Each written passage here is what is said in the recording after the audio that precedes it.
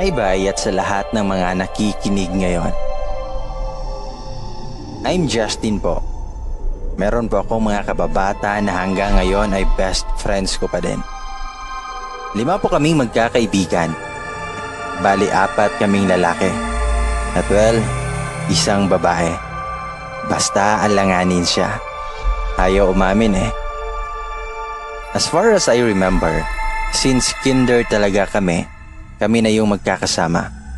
So I guarantee na kilala ko o kilala na namin ang ugali ng isa't isa.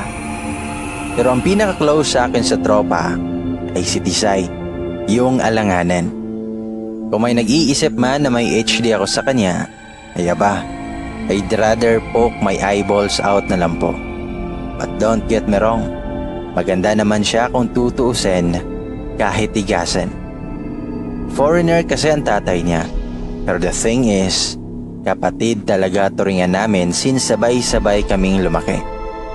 Sunuknukan ng weird talaga kung mag-iisip ako ng kung ano-ano sa kanya. It all started sa isang boys night out. Umuwi yung isa naming tropa from California. Doon nagbakasyon. So we've decided to have a camp out of town para maiba naman.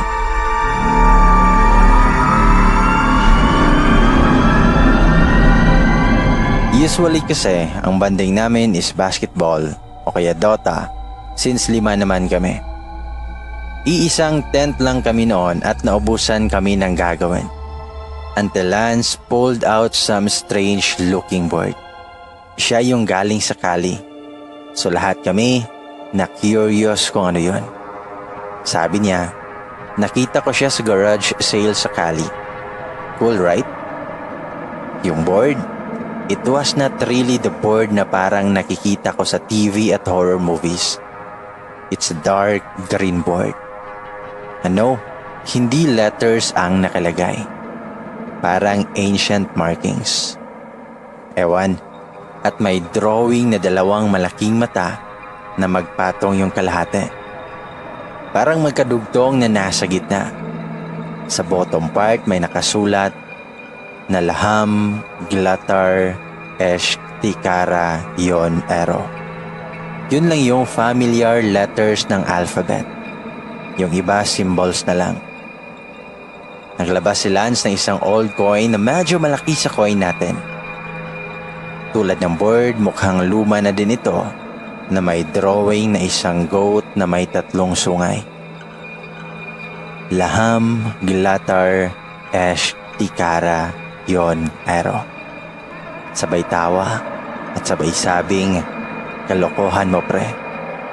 Pagbasa ni Tisay ng malakas doon sa nakasulat, naputol yon tawa niya nung gumalaw yung coin at pumagitna sa mata ng board.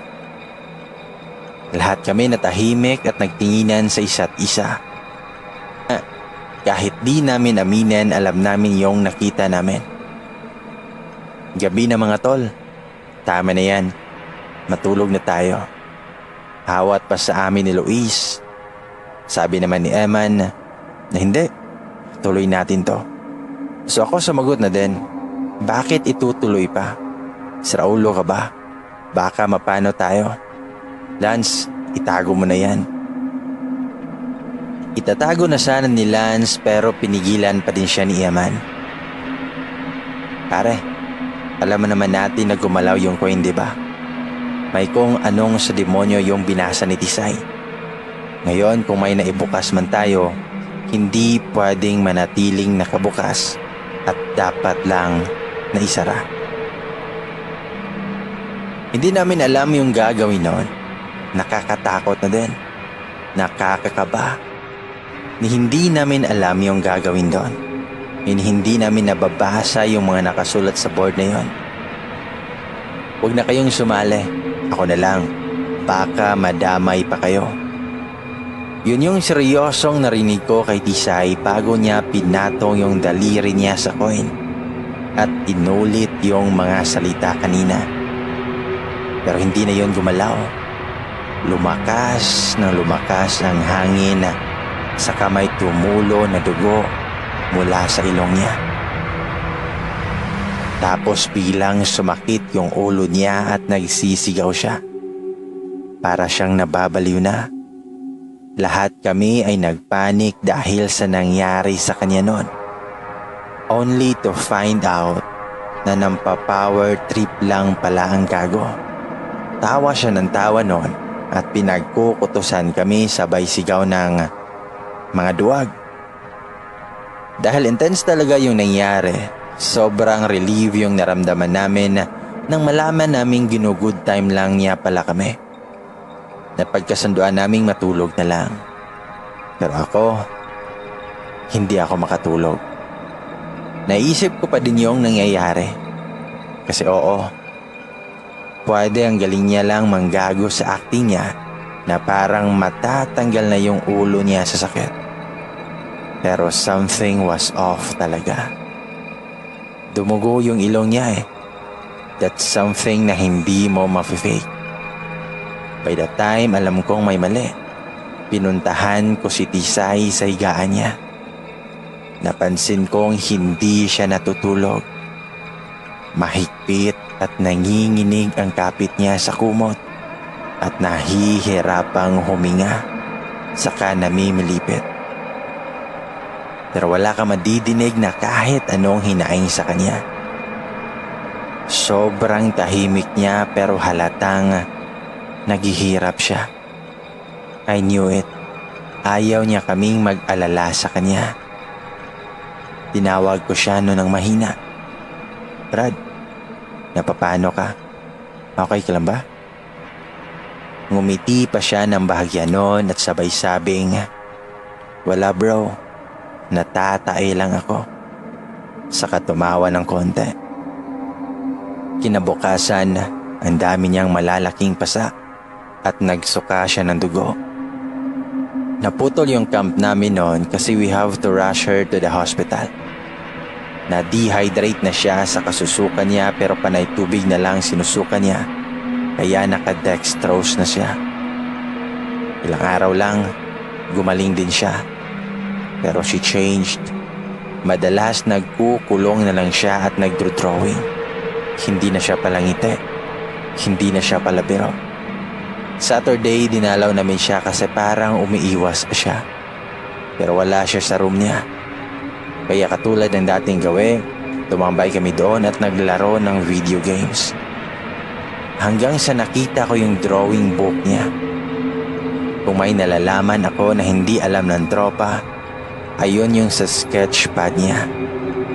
Madalas siyang nagdrawing ng mga memorable na nangyari sa araw-araw. Yung mga unang drawing okay pa.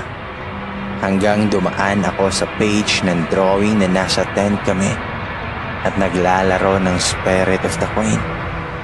Ang sumunod na page ay nakahiga siya. Ito yung nakita ko siyang naghihirap pero sa drawing ay may 7 jablong anino na parang lahat ay bumubulong sa tenga niya. Iba-iba ang itsura pero lahat ay kulay itim.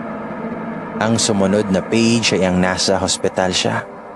Naka-dextrose at nandoon pa din sa paligid niya ang 7 demonyo na bumubulong pa din sa kanya. Ang sumunod na page ay sarili niya. Mag-isang nakaupo sa kama at nagdrawing habang nandoon pa din yung mga itim na diablo. Ang sumunod na page ay mas lalong nakakagulat. Yun yung mga araw na hindi namin siya nakakasama. Nasa com shop, kumakain, nakatambay, at may drawings na natutulog kami na talagang nangyari. Kaparehas ng suot namin, ng pwesto namin kung saan kami umupo, ng pagkain na in order. Parang all those days nandoon siya, kasama namin. Nang i-flip ko yung page, nandoon pa din kami.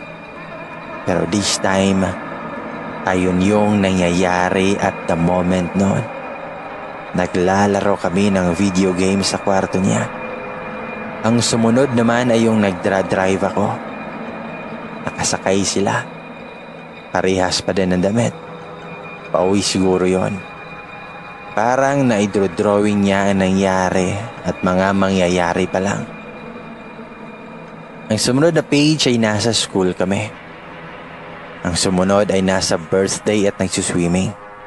Sa tingin ko ay birthday ni Alan yon dahil magbi-birthday na siya.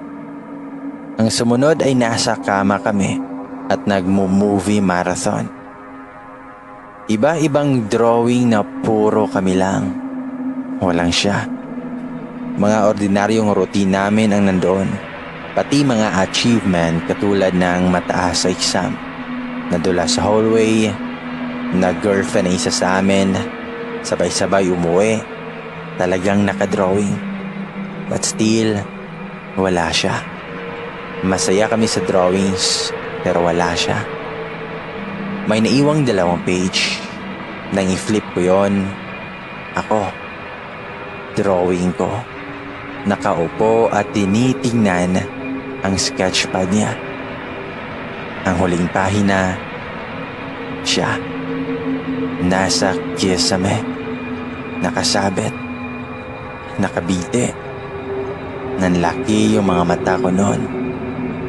Talagang literal na naipato ko yung sketchpad at tumakbo papalabas kung saan-saan.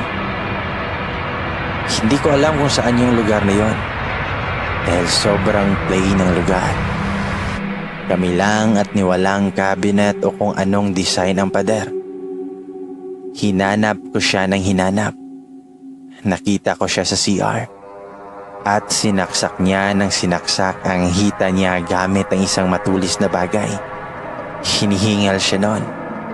At sinasabi niya lang na hindi siya magpapakamatay.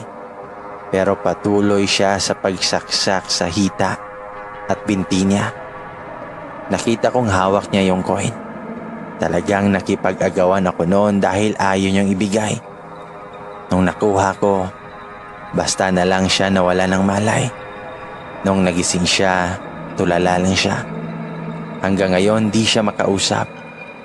Yung nasa drawings niya, patuloy na nangyayari. Katatapos lang ng birthday ni Alan. At ayun ang eksaktong nakadrawing sa sketchpad niya. Sa tingin ko, nangyayari pa rin yung nakadrawing doon. Hindi ko alam. Hindi ako sigurado. Wala siya. Kasi kailangan niya ng medical attention from a psychiatrist. Dinadalaw namin siya sa kwarto niya doon na walang kung anuman maliban sa kama. Hindi ko na alam yung gagawin ko. Hindi ko masabi sa mga tropa ko kasi mukhang tanga naman talaga. Nawawala na din ako ng pag-asa. Pero alam ko sa sarili ko na ayaw kong mangyari kung anuman ang nakagkuhit na mangyayari.